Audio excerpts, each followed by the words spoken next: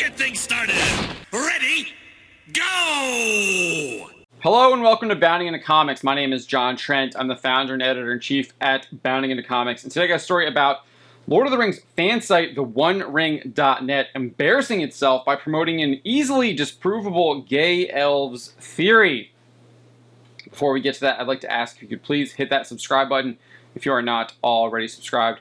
If you are already subscribed, please make sure you are still subscribed. YouTube does like to unsubscribe people for whatever reason. And then I also encourage you to share this video with your friends and family.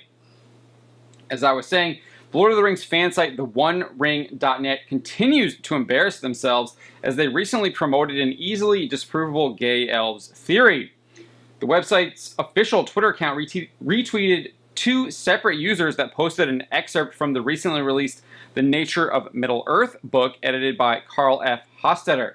The Nature of Middle-earth is described as, quote, the first ever publication of J.R.R. Tolkien's final writings on Middle-earth, covering a wide range of subjects and perfect for those who have read and enjoyed the Silmarillion, The Lord of the Rings, Unfinished Tales, and the history of Middle-earth, and want to learn more about Tolkien's magnificent world. The description adds, the writings in The Nature of Middle-earth reveal the journeys that he took as he sought to better understand his unique creation, from sweeping themes as profound as elvish immortality and reincarnation, and the powers of the Valar, to the more earthbound subjects of the lands and beasts of Numenor, the geography of the rivers and beacon hills of Gondor, and even who had beards. So let's get to those tweets that theonering.net retweeted. First, they retweeted Twitter user Noldorino, who wrote, Gay Elves Canon, Tolkienian Gay Elves Canon.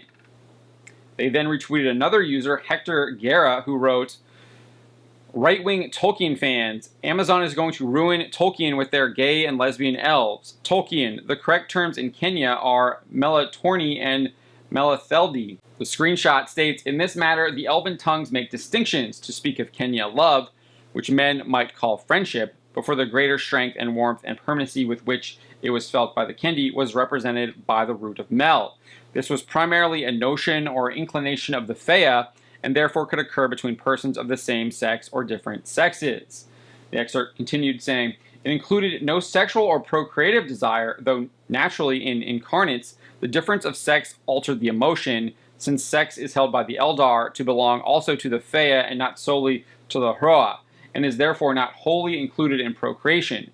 Such persons were often called Melatorni, love brothers, and Melateldi, love sisters.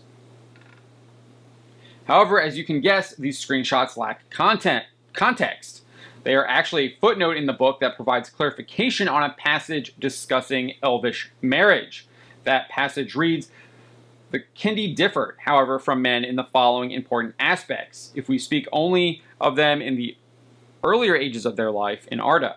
Individuals were more variable, so that the ages defined above of 20, 60, 90 are only general and approximate. After maturity, at about 20, their minds and wills had far more control over the events of the body and over the direction of the uses and the serial ordering of the uses of the body's powers and functions. For instance, after maturity, one of the Kendi could marry and at once enter into the time of the children, but they could postpone marriage or within marriage postpone the time of the children, either because they were otherwise occupied in pursuits that absorbed them, or because they had not found a desired spouse, or as men say, fallen in love, or for reasons of prudence or necessity imposed by circumstances, as in times of trouble, wandering, and exile. In order to clarify this passage, the footnote begins with the excerpt that I previously showed you. However, there is much more information provided that clearly differentiates the root of Mel and the root of Ur. The next paragraph in the book reads, the desire for marriage and bodily union was represented by Ur, but this never in the Incorrupted occurred without love, the root of Mel, nor without the desire for children. This element was therefore seldom used except to describe occasions of its dominance in the process of courting and marriage. The feelings of lovers desiring marriage and of husband and wife were usually described by the root of Mel. This love remained, of course, permanent after the satisfaction of the root of Ur in the time of the children, but was strengthened by this satisfaction and the memory of it to a normally unbreakable bond of feeling, not here to speak of law. On top of that, if you actually look at the initial screenshot posted, it's clear that it's not referring to gay elves whatsoever. For further clarification, the definition of Mel in the Lost Road and other writings edited by Tolkien's son, Christopher Tolkien, it's defined as love as friend. On top of that, the editor of the book, Carl F. Hostetter, would also rebuke the idea that the excerpt refers to same-sex love. In a thread on Reddit in the Lord of the Rings on Prime subreddit, user Transhuman Angel shared a screenshot of the aforementioned excerpt, claiming Melatorni love brothers same-sex love in an adaptation from the nature of Middle-earth. Hostetter responded to the thread, writing, "Nowhere does Tolkien ascribe the meaning romance to the root of mel. He specifically excludes sexuality from its meaning. He says that men might call the root of mel friendship, but that it was felt with greater strength and warmth and permanency than what men call friendship. As such, the root of mel seems closer in meaning to devotion and dedication than to mere friendship. Think of Sam and Frodo. But again, it has nothing at all to do with either romance or sexual desire."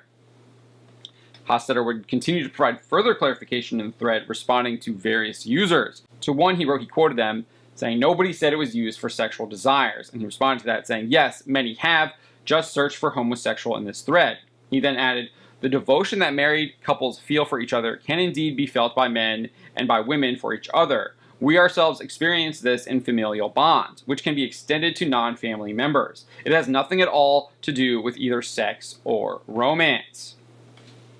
In response to another user, he wrote, "It's more complicated than that. He also says that the desire for marriage and bodily union was represented by the root of Ur, but this never in the uncorrupted occurred without love, the root of mel. This element, the root of Ur, was therefore seldom used except to describe occasions of its dominance in the process of courting and marriage. The feelings of lovers desiring marriage and of husband and wife were usually described by the root of mel.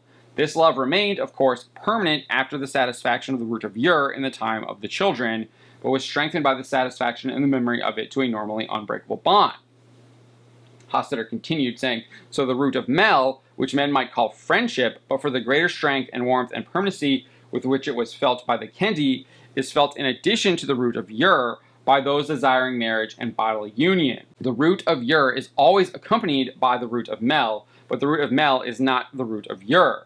The root of mel is, however, strengthened by the satisfaction of the root of Ur, so the root of mel felt by a married couple after the time of the children is not the same as before, and thus not the same as that felt among Melatorni and Meliteldi." He followed that up, writing, "In short, it seems to me that the root of Ur is the desire for bodily union, while the root of mel is the devotion that those experiencing the root of Ur likewise feel for each other, and feel in still more strengthened form after the time of the children, as well as the devotion felt by Melatorni and Meliteldi." On top of all of this, in letter 142 to Father Robert Murray, Tolkien wrote, "The Lord of the Rings is of course a fundamentally religious and Catholic work, unconsciously so at first, but consciously in the revision. The Catholic Church's teaching on homosexuality is quite clear in the Catechism of the Catholic Church. It reads, homosexuality refers to relations between men or between women who experience an exclusive or predominant sexual attraction toward persons of the same sex. It has taken a great variety of forms through the centuries and in different cultures. Its psychological genesis remains largely unexplained.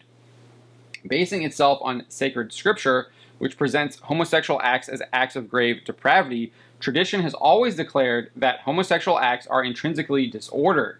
They are contrary to the natural law. They close the sexual act to the gift of life. They do not proceed from a genuine, affective, and sexual complementarity. Under no circumstances can they be approved." The Catechism continues, reading, "The number of men and women who have deep-seated homosexual tendencies is not negligible. This inclination, which is objectively disordered, constitutes for most of them a trial. They must be accepted with respect, compassion, and sensitivity.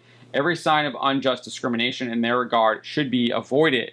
These persons are called to fulfill God's will in their lives, and if they are Christians, to unite the sacrifice of the Lord's cross, the difficulties they may encounter from their condition. Homosexual persons are called to chastity by the virtues of self-mastery that teach them inner freedom, at times by the support of disinterested friendship, by prayer and sacramental grace. They can and should gradually and resolutely approach Christian perfection." So I think that's pretty clear. I don't really have any other thoughts to say other than the OneRing.net continues to expose itself as trying to radically alter The Lord of the Rings in order, in my opinion, to pander to Amazon and their upcoming television show.